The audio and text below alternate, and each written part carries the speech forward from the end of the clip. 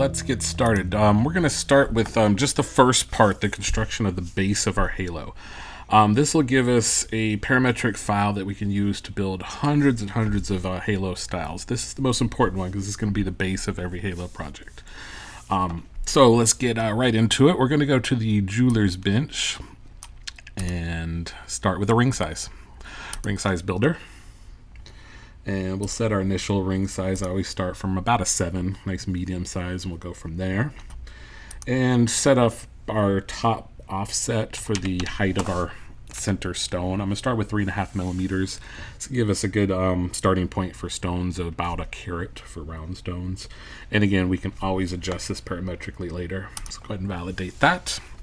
And we'll go ahead and create our center stone on the ring size builder. So select that and click on stone.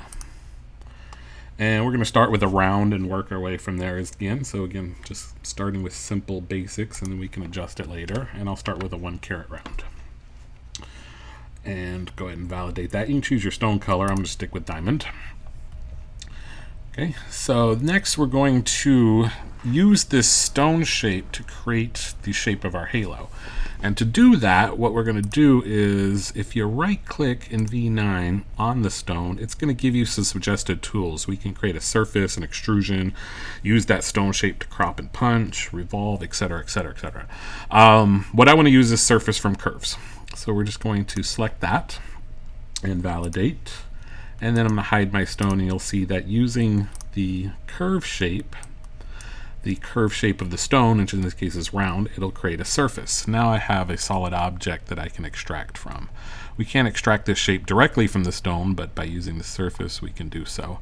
So back in the solids, we'll go to curves, select the surface and extract the curves. And we're just going to select all the edges and validate. Okay, you can now delete that surface. We're done with it. We don't need it hanging out in the history. It's still there if for whatever reason we want to go back to it. It's part of the extract curves history. So it's okay to delete that one.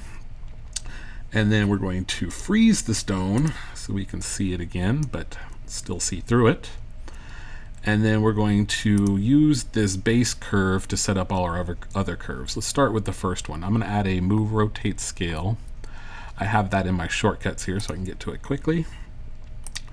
And we're going to go ahead and move it down about 1/3 of the way down the pavilion, and then scale it so that it's just tucked up against the stone. So I usually go until it disappears and then make it slightly larger. That should get us close. That's going to be the seat for our halo for the main stone. Let's go ahead and validate that.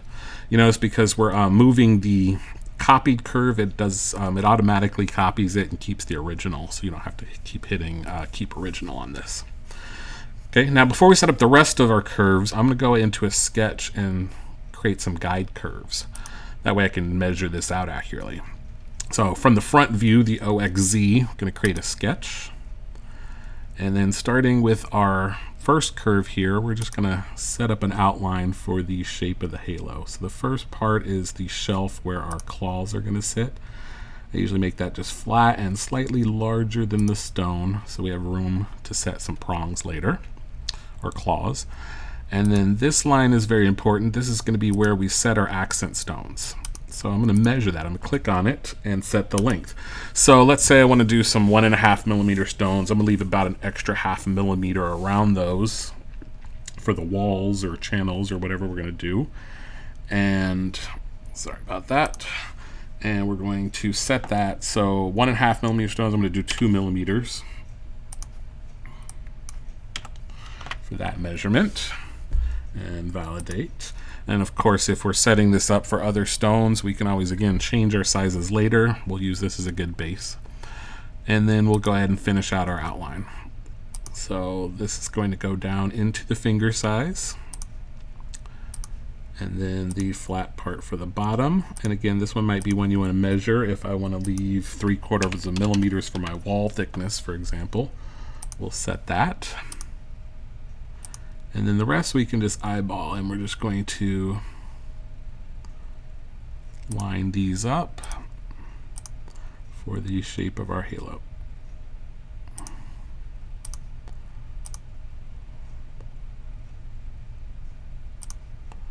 And one more, why not? Go ahead and finish it off. Okay, and then what I like to do is select these. We can't use construction lines because we need to see these curves when we get back into the solid mode. So to differentiate them from actual curves that I'm going to use in my construction, I'm going to use the appearance tool in the modify section with all of them selected. And down here in the properties, we click this little box for the color and choose what color we want to mark these as. Okay. So now I know these my yellow curves here are just my construction curves, my outline curves that I'm going to use to shape things. So we'll go ahead and exit out, and we can still see those. And now we're going to use those as guides for setting up the rest of my curves. So I'm always going to use my extracted curve to start with. Add a move, rotate, scale. Going to move that down here and then scale it out to the corner and validate. And then select the original curve again, move, rotate, scale. We're going to come down to about where the next corner is going to be and scale.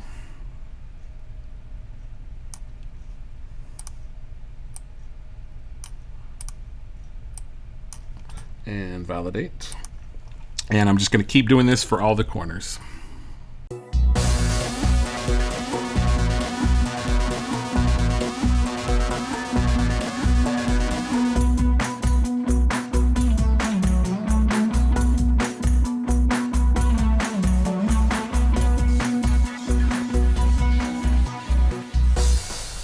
Okay, so we have all of the curves we need for our skeleton of our lofted shape here. So we'll go ahead and hide our sketch. I'm going to go ahead and rename that as well, so I know that that's just my guide curves. And then hide that. Okay, we can now hide the stone again just to get it off the screen. Hide our original extracted curve. I'm going to go ahead and hide the ring as well for now so we can just see the shape of our halo or outlines. And one more thing I like to do here is we're going to rename some of these curves, starting with the biggest curve here. That's going to be, if you select it first and then rename, it's going to be outside top. This one here, we're going to rename inside top. This one here is going to be outside bottom. And one more, the inside bottom. And the reason I like to do that is if I'm going to modify this halo later, these are the 4 curves that I'm going to need to resize. So if I want to make this shelf bigger for bigger stones, etc., I'm going to move those 4 curves to be able to accommodate for a larger halo. So I like to label them so we can see them later, or find them easy. Okay, so now we're ready to loft. So to loft, we're going to select this in a logical order, starting with a curve and then working our way around the shape. So I'm going to start with this inside, go over to the next corner, down, down, then do the inside going up. Okay, so make sure the order is selected like that, and we'll go ahead and loft in the construct section. Click that. Okay, all our curves are the same curve, so they should line up no problem. You can leave hinting in sections and rebuild on, not a big deal. I'm going to choose my metal here. Doesn't matter, but I'll go with a white gold for now. And then in the second tab, we're going to make this a straight loft for the interpolation mode. And then go ahead and preview that, and you'll see if I do it as is, it's going to cap off the ends, so the top and the inside are going to get capped if we do it like that. So hit closed, which will close off those last 2 curves I selected, giving us a finished shape with the hole in the center. And then one more step, go ahead and click on create a single surface. That's going to stop it from splitting across the start and the opposite side when we extract curves later on and fill it and so forth. Let's go ahead and validate that, and we've got our base halo from one curve, and it's all linked to the stone. Okay, so now we can bring back our stone from the tree and our ring size builder. Let's go ahead and save at that point. Give it a name. Okay, so the next step is to add a fillet. I want to get rid of this sharp corner here. Oh, one more thing first. Organize, organize, organize. We're going to select those loft curves and group them. So we'll go ahead and add them to a group, and I'm going to rename this loft curves. Okay. So again, keeping the tree simple, we've got those all grouped together. If I want to edit them later, I can go underneath, and I've got the ones labeled that I need. Okay, now we can hide those, get them out of the way, and we'll select our loft, our halo piece here, and we'll add a fillet. We'll make a note about fillets a little bit later in the video when we talked about history, but for this first one, we'll go ahead and add our fillets now. And I'm just going to fillet these edges here, the ones I can see. You can fillet all of them if you'd like, but I recommend just doing the ones that are important. Less computation and fixing later if things go wrong. I'm going to add a 0.15 to those two corners, smooth it out a little bit. Okay. Next, we're going to select the ring size and the solid here, and we'll do a crop and punch. And we're cropping, so go ahead and validate, which will crop off the excess at the bottom. Okay. We'll go ahead and save. And we're pretty much done. From here on out, I'll just show you how the parametrics work and the history works. So what we're going to do here is go ahead and save this base halo into our library. So we're going to go ahead and select all the objects that we want to show in the picture and go to File, Export. Always go to File, Export if you're selecting multiple objects, otherwise it'll only export the one you click on. So select them all and then go to File, Export. We're going to change our file type to symbols. And I already have created a folder inside of symbols for halos. You can create a folder by clicking Create New Folder, label it, and then go inside that folder and give this a name and hit Save.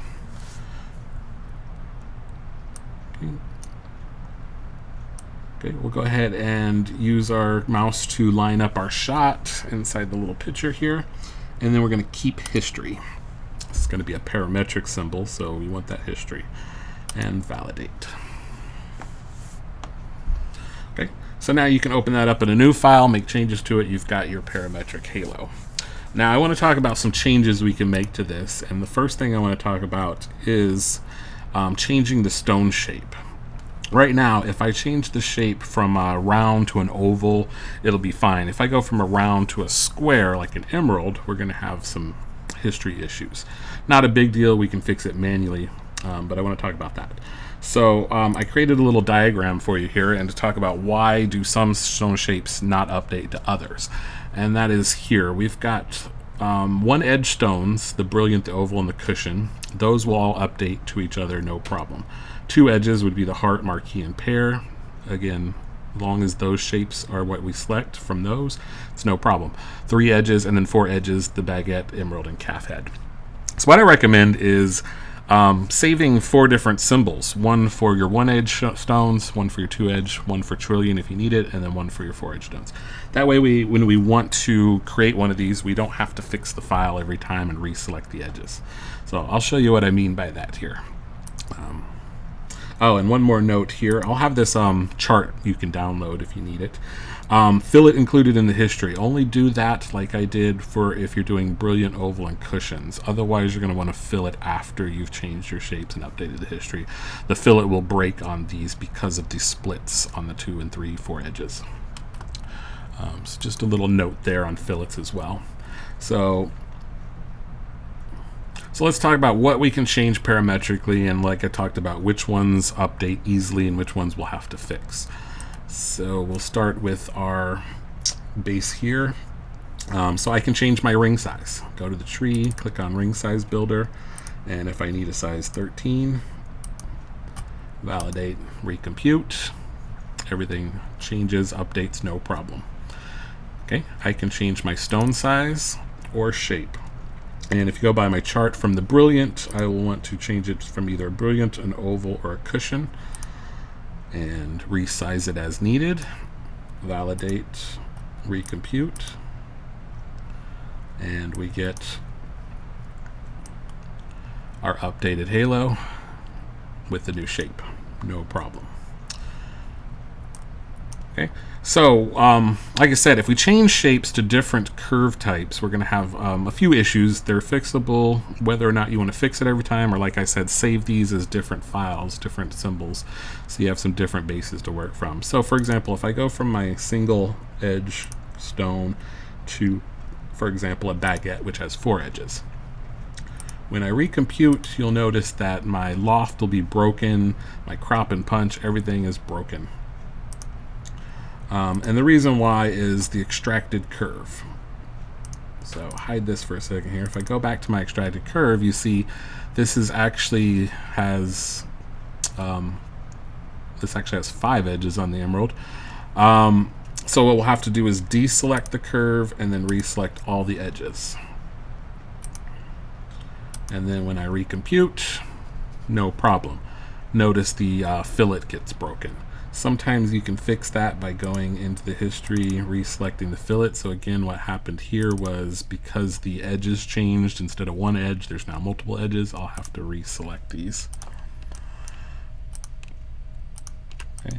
Now it doesn't always update. In this case it did, so not a big deal. I can fix that. So again, saving multiple symbols, leaving off the fillet on some of the more harder shapes will stop you from having to go back through the history of every time. So it's up to you. You can organize it how you like in your history, or in your symbols with history. So not a big deal to fix those. Just go and reselect some edges. And then finally, you may want to change, we want to change the shape of our halo. We want to make it larger for our bigger stones, if we want to put bigger accent stones around here. So what I like to do is, I'm going to first go back to my original ring size. That keeps everything in relation visually. Validate that. And then we're going to hide this, show our loft curves, and then also show our guide curves. So first I'll go ahead and go back into my guide curves, and we'll make this longer if we want to accommodate for larger stones. Okay, then we'll go ahead and reshape our outline to match the new size. Okay, so now with my guide curves, I can go back into my loft curve group, and we'll just fix the 4 curves that need to be fixed. Double click on outside top, and we'll just rescale this to the new corner. And we'll do the same thing for the inside top.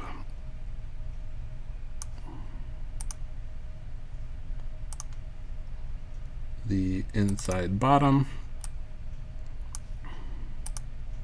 And the outside bottom. Okay, recompute. Show our crop and punch, and we see that it now updated for the larger size. Okay, one more thing we can change is back in the ring size builder. I want to make a taller halo, so I just bring up the height of my offset here, which will increase the height of the stone and also make our halo taller. Okay, so very flexible. Like I said, I recommend saving this base, because from here we can use that base to resize, reshape, and make hundreds of different halos. In future videos, we'll talk about how to set the claws, the stones. You can use any method you want. You can pave your stones in, you can use a channel, we can use micro cutting, we can use prongs. It's all up to you. Same thing for the shank. You're open to how you create the shank. You can do a split shank. If you follow the split shank video, you'll learn how to do that. So for now, we're gonna leave it wide open. Like I said, I'll follow up this with more videos showing you different ways for customizing your halos, and we'll go from there. Hopefully you enjoyed this video. You learned a lot about lofting and parametrics and how to update things, and a little insight on curves and how they're built from 1, 2, or 3, or 4 curves. We'll see you next time in the members videos.